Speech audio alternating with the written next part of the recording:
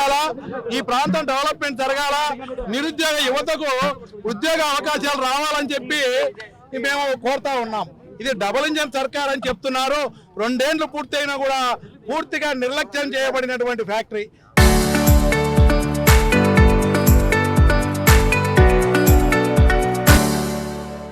జగన్మోహన్ రెడ్డి గారు అన్ని అనుమతులు 750 కోట్లు పెట్టుబడి పెట్టి అన్ని ఇన్ఫ్రాస్ట్రక్చర్ తీసినప్పటికీ కూడా కేవలం జగన్మోహన్ రెడ్డి గారికి పేరు వస్తుందని దీన్ని ఉద్దేశపూర్వకంగా కూటమి ప్రభుత్వం ఇప్పుడు కూడా ప్రచార ఆర్భాటం తప్ప చేయాలనే చిత్తశుద్ధి లేదు కాబట్టి ఈ ఫ్యాక్టరీ తొందరగా పూర్తి చేయాలా, నిరుద్యోగ యువతకు ఉద్యోగ అవకాశాలు కల్పించాలా, ఈ ప్రాంతం డెవలప్ కావాలని పోతున్నాం తప్ప మేము అక్కడ పోయి ప్రశాంతంగా చూసి వివరించడానికే పోతున్నాం. మాకు పర్మిషన్ ఇవ్వాలని కోరుతా ఉన్నాం మిమ్మల్ని అక్కడికి.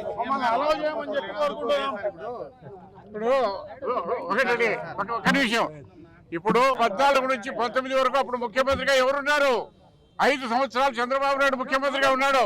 కనీసం రాయలసీమ స్టీల్ ప్లాంట్ గురించి, కడప స్టీల్ ప్లాంట్ గురించి ఏ ఒక్క స్టెప్ అయినా వేసాడా? ఎటువంటి అనుమతులు తీసుకున్నాడా?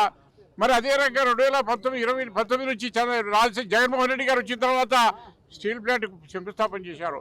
అక్కడ పనులు మొదలుపెట్టారు, ఇంటర్నల్ రోడ్స్ అన్ని చేశారు, పవర్ సప్లై ఇచ్చాడు, ఎన్నో అభివృద్ధి కార్యక్రమాలు జరిగినాయి. రండి చూద్దాం అక్కడికి పోయి. నీ టైంలో చంద్రబాబు టైంలో 7 సంవత్సరాలు ముఖ్యమంత్రిగా పనిచేసావు. ఏం చేసావు కడప జిల్లాకు? స్టీల్ ప్లాంట్ గురించి ఎప్పుడైనా ఆలోచించావా? ₹1 నువ్వు ఖర్చు పెట్టావా? ఇదే జగన్మోహన్ రెడ్డి గారు 2023 వరకు ఇన్ని కోట్లు ఖర్చు పెట్టాడు. ఈరోజు రహదారులని పూర్తయినాయి. అయినా కానీ జేఎల్ఎంతో అగ్రిమెంట్ చేసింది ఎవరు? జగన్మోహన్ రెడ్డి గారి టైంలోనా? మరి ఇప్పుడు మళ్ళా వచ్చి శంకుస్థాపనకు లేకపోతే భూమి పూజ అంటున్నావు. ఏం చేసినావని నువ్వు ఇప్పుడు భూమి పూజ చేస్తున్నావు. అదే రకంగా అన్ని పనులు పూర్తయినాయి, వర్క్ స్టార్ట్ అయింది, అన్ని రకాల ఇన్ఫ్రాస్ట్రక్చర్ పూర్తి అయింది. మరి ఇవన్నీ ఎవరు చేసింది? జగన్మోహన్ రెడ్డి గారు చేశారా, మీరు చేశారా? 2 ఏళ్ళు అయింది జగన్మోహన్ రెడ్డి 2003 చేసి, మళ్ళీ 26 3 సంవత్సరాలు అయింది. ఎంతవరకు ఖర్చు పెట్టావు ఈ 3 సంవత్సరాల్లో? ₹1 ఖర్చు పెట్టావా స్టీల్ ప్లాంట్ గురించి? మరి ఈ రోజుకి ఏ హక్కులు వస్తున్నాయి ఇక్కడికి అని చెప్పి మేము డిమాండ్ చేస్తున్నాం. చెప్పి పూజ చేస్తా, మా భూమిలోకి మేము పోయడానికి అనుమతి లేదంటే ఇది అన్యాయమా కాదా? అసలు ఉక్కు ఫ్యాక్టరీ నిర్మించాలన్న ఉక్కు సంకల్పం చేసిందే జగన్మోహన్ రెడ్డి. ఆయన ఇచ్చిన అనుమతులే, ఆయన పిలిచిన జిందాల్ కంపెనీనే మళ్ళీ అదే దాన్ని పునర్నిర్మాణం అంటున్నారు. మేము స్వాగతిస్తున్నాము. పోవడానికి పోలీసులు అడ్డపెట్టినారు. ఏమి కారణం అంటే ఏమి కారణం లేదు, పోకూడదు మేము అంతే. సరే ఈ రోజు పోనీరు, 3వ తారీఖు వచ్చిపోతాం, 4వ తారీఖు పోమా, 5వ తారీఖు పోమా, మీరు ఏమైనా చెల్లేసుకొని ఉంటారా? ఇక్కడ ఉండేది మేము. అసలు ఈ అప్రజాస్వామికమైన నిర్ణయాలను వాళ్ళు మార్చుకోవాల్సిన బాధ్యత ఉంది. మేము మానుకుంటాం, పరవాలా మానుకుంటాం, 4వ తారీఖైనా పోతాం. ఈ అప్రజాస్వామికమైన నిర్ణయాల వల్ల మీరు సాధించేది ఏంది? పోలీసులు ఉపయోగించుకోవడం వల్ల మీకు వచ్చేది ఏంది? చెడ్డ పేరు. అనవసరమైనటువంటి దౌర్జన్యాన్ని, దాష్టికానికి మీరు పాల్పడతారని చెడ్డ పేరు తప్ప మరొకటి కాదు. మేము ఉక్కు ఫ్యాక్టరీకి స్వాగతించిన వాళ్ళలో మొట్టమొదటి వాళ్ళం కాబట్టి మా జగన్మోహన్ రెడ్డి గారు ఇక్కడుండే నిరుద్యోగులకు, యువతకు కల్పించాలని చెప్పి, ఇక్కడ ఆర్థికంగా ఎదగాలని చెప్పి ప్రయత్నం చేసిన వాళ్ళు.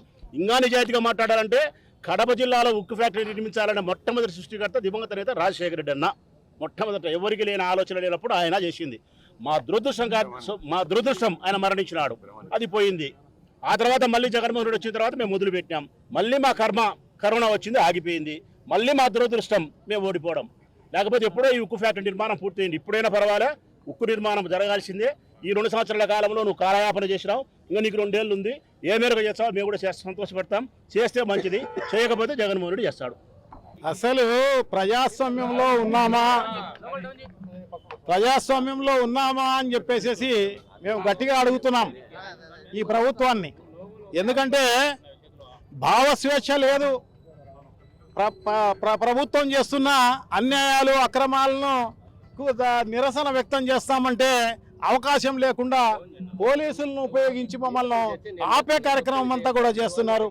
సో ఇదొకటే కాదు, ఏదైనా కూడా ఒక సోషల్ మీడియాలో కూడా ఈ ప్రభుత్వాన్ని క్వశ్చన్ చేస్తే ఇమ్మీడియట్గా వాళ్ళపైన కేసులు బుక్ చేసేసి, వాళ్ళు ఒక స్టేషన్లో కాదు 24 స్టేషన్లలో వాళ్ళ కేసులు బుక్ చేసి వాళ్ళందరినీ కూడా లోపలేసి అరెస్ట్ చేసి ఇబ్బంది చేసే కార్యక్రమం. ఒక విలేకరులకు కూడా అదే కార్యక్రమం. మన శ్రీనివాసరావు గారు అయితేనేమి, తర్వాత మిగతా విలేకరులందరినీ కూడా ఆ రకంగా ఇబ్బంది పెట్టిన పరిస్థితి అన్నమాట. సో ఇంత దారుణమా? ఇదేమన్నా హిట్లర్ పరిపాలన? ఏమిది? బ్రిటిష్ పరిపాలన మంచిదే. ఆ రోజు నిరసన వ్యక్తం చేయడం జరిగింది అహింసాయుతంగా. మరి ఎందుకు ఇంత దారుణంగా చేస్తున్నారు? మేము అడిగేది కూడా ఇప్పుడు మేము నిర్మించమనే చెప్తున్నాం. నిర్మించమనే ఈ స్టీల్ ప్లాంట్ తొందరగా నిర్మించండి, ఇక్కడున్న ప్రజలకు మేలు జరుగుతుంది అని చెప్పేసి మేమంతా గట్టిగా డిమాండ్ చేస్తున్నాం. అంతకు తప్పనిచ్చి ఇంకో రకమం కాదు. ఎందుకంటే జగన్మోహన్ రెడ్డి గారు గతంలోనే ఇదే జేఎస్డబ్ల్యూతో వాళ్ళతోనే అదే స్టీల్ ప్లాంట్ వాళ్ళతోనే భూమి పూజ చేయడం జరిగింది. అదే కాకుండా దానికి సంబంధించిన ఇన్ఫ్రాస్ట్రక్చర్ అంతా కూడా నిర్మించడం జరిగింది.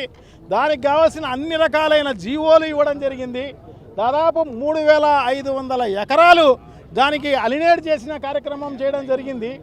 ఎందుకంటే ఈ ప్రభుత్వం రాగానే 2019 డిసెంబర్ 24వ తారీఖు సో దానికి సంబంధించి ఎందుకంటే విభజన హామీలో చట్టం ప్రకారమైనా కూడా ఈ రాష్ట్రానికి ప్రత్యేక హోదాతో పాటు ఇక్కడ స్టీల్ ప్లాంట్ నిర్మించాలనేది విభజన చట్టం చెప్తోంది. మరి కేంద్ర ప్రభుత్వం ముందుకు రావడం లేదు, అదే కాకుండా స్టేట్ ప్రభుత్వం కూడా ముందుకు రాలేదు. గతంలో ఉన్న ప్రభుత్వాలు ఏమీ ముందుకు రాని పరిస్థితి. సో ఎంత దారుణం.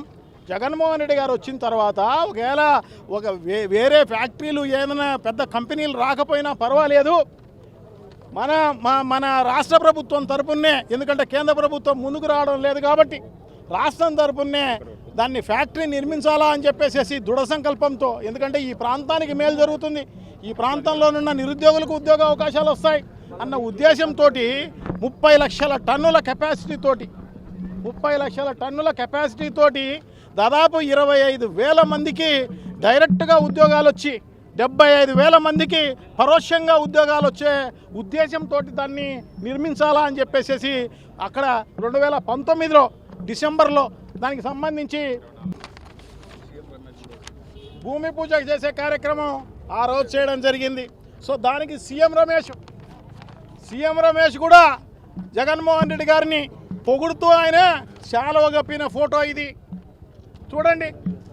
ఆ రోజు ఆయన ఏపీ హై గ్రేడ్ స్టీల్ అని చెప్పేసి స్టీల్ లిమిటెడ్ అని చెప్పేసి ఒక కార్పొరేషన్ను మొదలుపెట్టి దానికి భూమి కేటాయించడమే కాకోకుండా దానికి సంబంధించిన ఇన్ఫ్రాస్ట్రక్చర్కి సంబంధించి కాంపౌండ్ వాల్ అయితేనేమి, ఎన్హెచ్ అంటే నేషనల్ హైవే 67 నుంచి దానికి కలిపేదానికి అప్రోచ్ రోడ్ అయితేనేమి, అలాగే రైల్వే లైన్కి సంబంధించి దానికి సంబంధించిన భూమి ల్యాండ్ అక్విజిషన్ చేసి రైల్వే స్టేషన్ నుంచి దానికి కనెక్షన్ ఇచ్చేదైతేనేమి, అలాగే దానికి ధర్మల్ స్టేషన్ నుంచి దానికి తలవంచిపట్నం సబ్ స్టేషన్ నుంచి 220 kV లైన్ దానికి సంబంధించిన భూమి ల్యాండ్ అక్విజిషన్ చేసి ఆ లైన్కి సంబంధించి కూడా అవన్నీ కూడా దానికి శాంక్షన్ చేసిన కార్యక్రమం.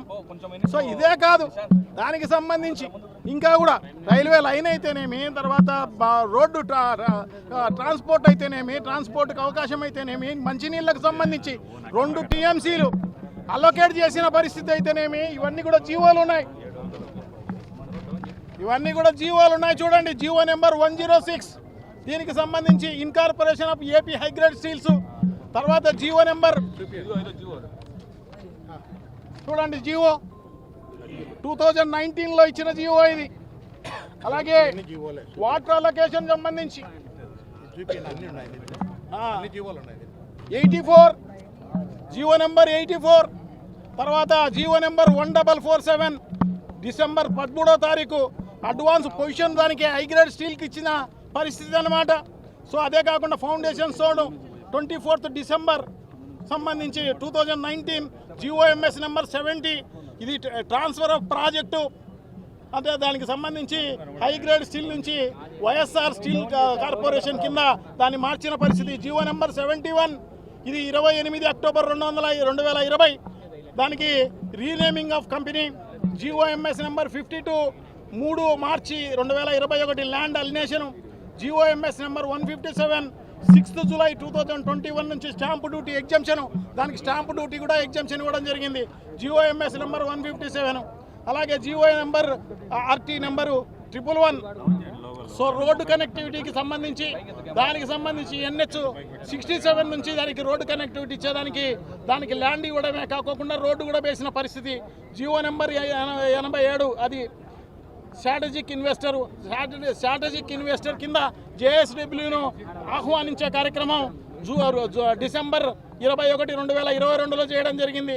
అలాగే స్టీల్ ప్లాంట్ గ్రౌండ్ బ్రేకింగ్ అంటే foundation stone 16th February 2023 water pipe line కూడా ల్యాండ్ కూడా అక్విజిషన్ చేసి ఇచ్చిన పరిస్థితి అన్నమాట. అలాగే రోడ్డుకు సంబంధించిన ల్యాండ్ ఇచ్చిన పరిస్థితి, అడ్మినిస్ట్రేటివ్ శాంక్షన్ ఇవ్వడం జరిగింది. అలాగే revised JSW project additional land alienation దాదాపు 424 ఎకరాలు దాని తర్వాత కూడా ఇచ్చిన పరిస్థితి అన్నమాట. సో ఈ రకంగా అన్ని రకాలుగా జీవోలు ఇవ్వడమే కాకోకుండా దానికి సంబంధించిన ఇన్ఫ్రాస్ట్రక్చర్కి సంబంధించి దాదాపు 700 కోట్ల రూపాయలతోటి అవన్నీ కూడా శాంక్షన్స్ అన్ని ఇచ్చిన పరిస్థితి. దాదాపు కొన్ని 100 కోట్ల రూపాయలతోటి అవన్నీ కూడా పూర్తి చేసిన పరిస్థితి, కాంపౌండ్ వాల్తో సహా పూర్తి చేసిన పరిస్థితి. సో ఇవన్నీ కూడా ప్రజలకు చూపించాలి అన్న ఉద్దేశంతో మేము ఒక అందరికీ చూపించాలన్న ఉద్దేశంతో మేమేమో అక్కడమే హింస చేయాలనో లేకుంటే అవన్నీ పాల్గొట్టాలనో లేకుంటే నిర్మించకూడదనో ఇంకోటనో కాదు. ఖచ్చితంగా ఇది ప్రజలకు చూపించాలి. గతంలో జగన్మోహన్ రెడ్డి గారి యొక్క నికుంఠ దీక్షత ఎలా ఉంది, సో దాని ప్రకారం ఎలా చేయడం జరిగింది అని చెప్పేసి చేయడం జరిగింది. ఎందుకంటే ప్రభుత్వం వచ్చి 2019లో 6 నెలల తిరక్క ముందుగానే, ఎందుకంటే గతంలో మనం ప్రభుత్వంలో ఉన్న వాళ్ళందరినీ చూసినాం. వాళ్ళందరూ కూడా ప్రభుత్వం పోయేటప్పుడు 2019కు ముందు ఎలక్షన్కు ముందు వీళ్ళందరినీ కూడా కేసుల్లో ఇరికిచ్చే కార్యక్రమం అంతా కూడా చేసిన పరిస్థితి అన్నమాట. సో వాళ్ళు కూడా అందరూ భయభ్రాంతులకు గురైపోయి వాళ్ళందరూ కూడా రాని పరిస్థితి అన్నమాట. సో ఈ రకంగా ఇంతవరకు ఉపయోగపడకపోగా, ఎందుకంటే ఈ పాటికి నిరుద్యోగులకు సంబంధించి దాదాపు అందరికీ ఉద్యోగాలన్నీ కూడా వచ్చే పరిస్థితి ఉండింది అన్నమాట. సో అవి చేయకపోగా, ఎందుకంటే అదే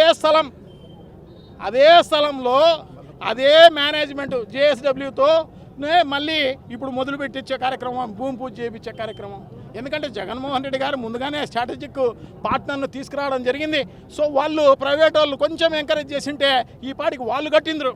ప్రభుత్వానికి సంబంధించిన డబ్బులు కాదు, JSWకు సంబంధించిన డబ్బులు దాదాపు 8,800 కోట్లతో 2 ఫేజుల్లో పెట్టాలా అని చెప్పేసి వాళ్ళు పెట్టడం జరిగింది. సో దాని ప్రకారం ఈ పాటికి ఫస్ట్ ఫేజ్ అన్నా కూడా పూర్తి అయిపోయే పరిస్థితి ఉండిందన్నమాట.